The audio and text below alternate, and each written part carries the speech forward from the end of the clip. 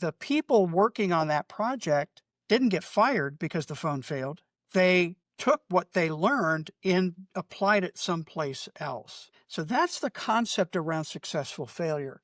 And in fact, I'm really convinced that employees aren't afraid of failure, but they are afraid of the consequences of failure, Ooh. meaning my career's damaged or I'm going to get. Welcome back to Relatable Wisdom, the podcast where everyday people share the quotes that have shaped their lives, inviting us all to reflect and connect. Today we're joined by Steve Anderson, an insightful author and expert in strategic risk and business growth. With a wealth of experience in the insurance industry, Steve has captivated audiences with his unique perspective on innovation, drawing from the principles behind Amazon's remarkable journey. Let's take a moment to explore the wisdom that has inspired Steve and discover how it can resonate with us all. Tell us your name and what your favorite quote is. I'm Steve Anderson, and the favorite quote I picked out of probably a number of them I could have is encourage successful failure. Encourage. And Wait, please say that again. successful, encourage successful failure. That is dense. And it is, well, and I mean, the way I unpack it is typically you don't see those two words together, success Yeah. and failure. And it comes from the book I wrote, which is a study of Amazon, how Jeff Bezos grew that company. And this is one of the principles that really resonated with me in that study and putting that book together. And I come from the insurance industry, so I've spent most of my career there. And we're all about reducing risks, not taking risks. Yeah. And I think in today's environment, today's world, the biggest risk people and businesses take is actually not taking enough risk, playing it safe, not trying to rock the boat, however you want to describe that. And as we know, technology continues to change rapidly. Yeah. The world continues to change. And if we're not keeping up with it, if we're not experimenting, testing, trying new things, then we're falling behind. So that's, and I have a number of examples that we could talk about if you want on. Please. That was about what I was about to ask you. I feel like, see, the thing is this, you know how somebody speaking English, you understand every word that is coming out of your mouth, yet you don't understand what they're trying to say. Now, I understand every word in the quote, encourage successful failure. I know what encourage means. I know what successful is. I know what failure is. But still, I don't know what we're talking about. So if you could give us as much examples as possible, I would love that. Let me just sit and listen. So let me phrase it this way. And I'm gonna put it in the kind of umbrella of Amazon and what I learned in studying that company and studying Jeff Bezos. So a couple things Bezos said, and we could add these as quotes. In order to invent on behalf of the customer, you need to experiment. And by its very nature, an experiment means you're going to fail. Because if you go into an experiment and you don't anticipate failing, it's not an experiment. If you know it's going to work, it's not an experiment. But in order to test new things, get new ideas, be able to help invent, then so the idea of successful failure and encouraging it. So this is, for a business that wants to grow, they need to experiment. And part of what Jeff Bezos said was, we want to invent on behalf of the customer. And if we're going to invent, we need to experiment. Yeah. So we find out what the customer wants and we can provide it to them. Yeah. If you're going to experiment, by its very nature, an experiment means you need to be willing or foresee that you're going to fail. Because if an experiment is going to work, it's not an experiment. So one of the problems businesses have, especially when they're growing, is failure's considered bad, not a step in learning more. And so failure, now we know what to do, success. So let me give you an Amazon example. In 2014, Jeff Bezos announced Amazon Fire Phone.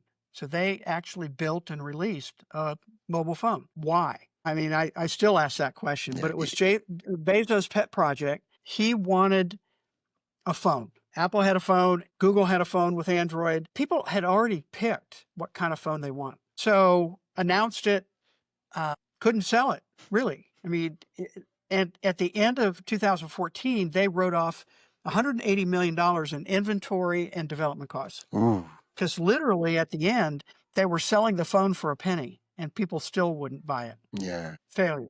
That was a big failure. Yeah. Where's the success? The team that built the phone had to learn a lot about voice processing Ooh. and transmission and write all those details to build a phone. Well, about 3 or 4 months after the phone was released, that team demonstrated to Bezos a device, cylinder, sit on a table that you could talk to, and it would answer you. What we now know as Amazon Echo and Alexa, the software that does the Yeah. natural language processing, right, et cetera. A very, very hard technical development. But they took what they learned, even though they had a big failure, and then applied it in other areas. Yeah. That's the concept behind successful failure. And maybe as important, the people working on that project didn't get fired because the phone failed. They took what they learned and applied it someplace else. So that's the concept around successful failure. And in fact, I'm really convinced that employees aren't afraid of failure, but they are afraid of the consequences of failure. Ooh. Meaning my career's damaged, or I'm going to get, I won't get a promotion, or or I'll get fired, right? If I make a mistake. Yeah. Well, people always make mistakes. Now, let me also say, kind of in the same breath, that Amazon has an intolerance for incompetence. So it's not like, who cares? Let's just do anything. It's very strategic, very well thought out, and they do as much as they can to mitigate the risk of failure, and it's still going to happen. And so what can you learn and as you move forward? So that's the concept. And that's why, and in fact, for me, it really crystallized I'll do a short version of a long story, but Please do. if you remember in the 70s, Apollo 13, Yeah. US launched, to the moon, and halfway to the moon, there was an explosion in the service module. And so the spacecraft became crippled, and NASA had to scramble to get those 3 astronauts back, and they did. And in the movie that Ron Howard directed called Apollo 13, as the helicopter was landing on the aircraft carrier, the actors playing the 3 astronauts, Tom Hanks was Jim Lovell, the commander, narrated, our mission, Apollo 13, became known as NASA's most successful failure. Ooh. Failure because they didn't get to the moon. Successful because we got all 3 astronauts back. Yeah. And that's literally the time that I thought, that applies to business. And so that's the concept. Does that help a little bit? Yeah, yeah. Right now, what's running through my mind is I can think of a lot of failures in my life. But the thing is there a framework for us to always look at the failures and say, okay, how do I extrapolate? How do I collect or get the like in the example of your Amazon you gave, they spent a lot of money and that's really painful. But they took something from it. A lot of persons they have failure, but they don't take something from the failure. They don't learn. They don't use the failure as a launch pad for the next thing. Yes.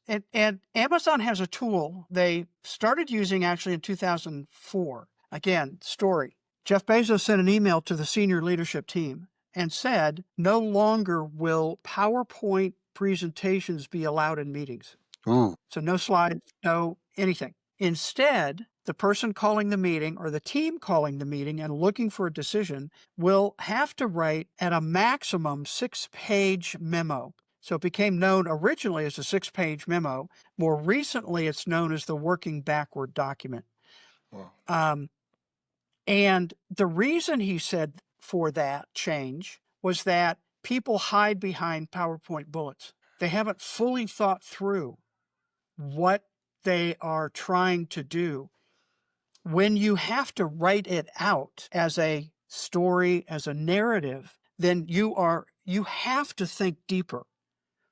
And so components to that, the first part was what's called a future press release. So they had to write a press release that would be released the day this new product, platform, or service would be open to the customers, to the public. What are the benefits? What are they going to get out of it? Why should they pay attention? They wrote that before they even developed it. Oh. The next part is an FAQ. What are all the questions we need to answer in order to make this project a success? And so detailed, right? They had to think through, what don't we know? And maybe who do we need to hire to get that knowledge? What do we already know that we can apply here? And then also in the meeting, that document is not sent out before the meeting, because Bezos said executives are busy. They'll say they're going to read it. They don't. So they come to the meeting unprepared. So instead of sending it out, they handed it out in physical form, paper, to all the participants that in the meeting. They spent the first 15, 20, maybe 30 minutes, everybody reading the memo before any discussion started. What that did was literally get everybody on the same page. And then they could have a deeper discussion. They didn't have to waste time on all the details that was already there. They could make notes as they were reading through the memo, questions they might have or things that didn't look right to them. And then they went directly into discussion. Here's the other advantage. If that project that they approved failed, they now have a document to go back to. An after action report idea. So what did we think we knew that ultimately didn't prove to be correct? And now how do we incorporate that knowledge into this project, another project, so we keep learning as we go along? So again, very strategic in terms of how they think and how they work at reducing the risk and not punish for failure. One of the things you said, what did we think we knew? Is there, do they also do the aspects of, okay, what have we learned from the project? Yes. Okay. And I would, even if the project's successful, same idea. They have a document. That document's a living document. As the project's going along, they update it. So it reflects reality. Okay, hey, this is what we thought we needed, but actually the deeper we get into it, we don't. We need this instead. And they can update it along the way. So they have at this point, after 26 years, well, 20 years, whatever it is, a treasure trove of information on what worked and what didn't work and why, that now can be leveraged across the company. Now think about businesses. I don't care how big you are. You can be by yourself, couple people, or growing, bigger and bigger. You have the same problems, issues. What if you actually spent the time, which most small business owners don't or won't do? They just go ahead, right? But what if you spent the time thinking deeply about what you want to do and how to accomplish it? So true. How much more success could that mean for the organization? What you just explained, I've noticed it. A lot of persons, they have experience, but they don't learn from the experience. And doing this 6-page, this memo, these frameworks and everything, what that happens is that learning from experience is not, I experienced stuff, I'm supposed to learn from it. It's no longer passive. It becomes active. I did this stuff. I spent so amount in business. Now you're like, okay, if they tap you on the bed and say, what did you learn from that experiment, that project you worked on? You're like, yeah, this is it. I learned this stuff. But most people, they cannot attest. They had a terrible experience, a terrible failure. But when you tap them, okay, so what were the lessons you learned? I don't really know. But you're like, okay, but you learned from experience. Yeah, I learned from my experience. So what did you learn? I don't know. Right. Because it's passive. It's not active. Right. Yeah, especially in today's fast-paced world, right? Yeah. I mean, we all have a lot to do, a lot's going on, a lot's changing. And the more we can understand and learn from what we've done before, the better off I think you are as an individual and the organization is as a whole. Yeah, I mean, it's expensive to make the same mistake twice. It means you're not learning. Yes, very. Yeah. Yes. Yeah. Wow. Now, most persons would argue, and I know you said it earlier, most persons would argue that, well, it's a big company. That's why they're doing that stuff. I'm a small company. It's just me. I don't even have a company. It's just my life. I'm just doing my hobbies and stuff and projects like that. Do I need to do this thing? You might not do 6 pages.